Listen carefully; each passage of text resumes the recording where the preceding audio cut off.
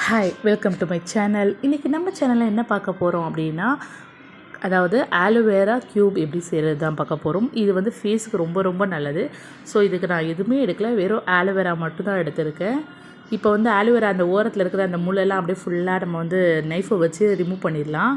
அதே மாதிரி ஃபுல்லாக ரிமூவ் பண்ணிட்டு க்யூபாக அதோடைய அந்த கற்றாழையோட அந்த இதை வந்து நடுவில் இருக்கிற அந்த ஜல்லி மாதிரி இருக்கிறத வந்து நம்ம கட் பண்ணி எடுத்துக்கலாம்.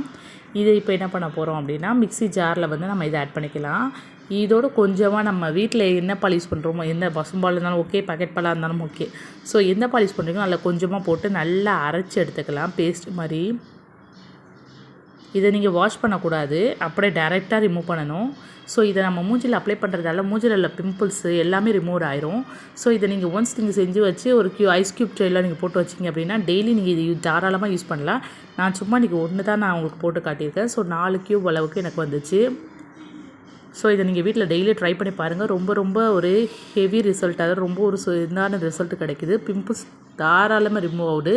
நீங்கள் ஜஸ்ட் இதை ஃபேஸில் வந்து ஃபுல்லாக ஸ்க்ரப் பண்ணி விட்டீங்க அப்படின்னாலே போதும்.